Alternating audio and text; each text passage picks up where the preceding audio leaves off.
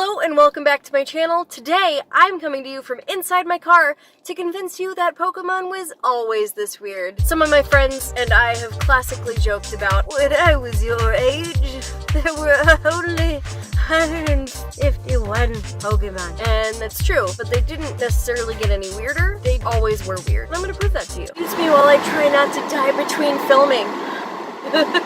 So the first one I saw from the newer generations that I thought was really weird, I'm gonna butcher the names of these because I've never seen the show to know how they're supposed to be pronounced.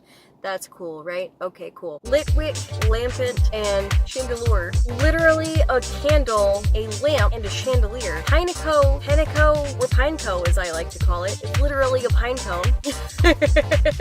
Pinnacle, which is, I think, 2 mushrooms sharing a single rock. Trubbish and Garbodor. It starts off as a sentient bag of trash, and I guess if you just let that pile up for a month, it evolves into Garbodor. What I think is the weirdest one from the newer generation is probably Klefki, which is literally a set of keys, and I really want there to be a crossover between Pokemon and Fairy Tail in which the set of keys are accidentally used and have it miserably fail because it's not, like, it doesn't work that way. This is where I convince you that Pokemon was always weird. So shall we go back to the OG Pokemon? I'm dying here.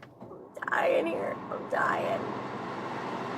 The original 150, and my list starts off with Diglett and Dugtrio. Literally a head that digs underground, and its evolutionary form is just 3 heads that dig underground. Even better, its Aloha form is the same head with a yellow Beatles haircut. Like it's the freaking Beach Boys. Grimer and Muck. Like you thought Garbodor was bad, this is just a literal pile of slime that evolves into a bigger pile of slime. Voltorb and Electrode, which is described to be a Pokeball that was exposed to an energy pulse. Its evolutionary form is apparently just the same ball, but it's turned upside down now, and instead of being angry all the time, it's now just manic psychotic, but is described as being hollow on the inside, so it's still essentially a Pokeball that is also now electric, Jinx, and Mr. Mime. These were the 2 OG Pokemon that were human-like in form. Jinx does make human-like sounds, but it's not a language that anybody's been able to translate, and she prefers to communicate with dance. Mr. Mime, on the other hand, is a human-like form that was gifted with the ability of mime as a child, and eventually learns how to psychically generate inanimate objects. The last one I'm gonna convince you is very weird, is everybody's favorite Pokemon, Pikachu. A gigantic mouse, because it's the size of a dog, but it shoots electricity, like lightning, out of its cheeks.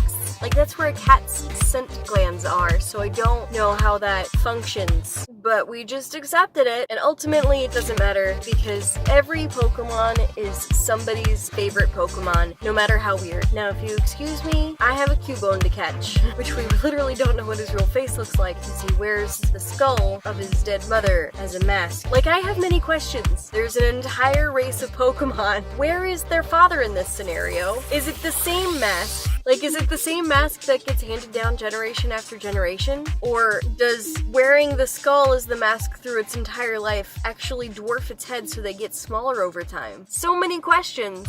That is all for this week. Remember to like this video if you liked it. Leave a comment down below of other Pokemon you think are terribly weird. I also want to know what your favorite Pokemon is. Hit that subscribe button if you are not already. Hit the bell notification to make sure you know when I post, which is every other Thursday. And check the description down below to links to my Facebook gaming channel, Twitter, and Twitch. That is all for this week, and I will see you in the next one. Bye-bye. Okay. I'm getting that air. It's too hot.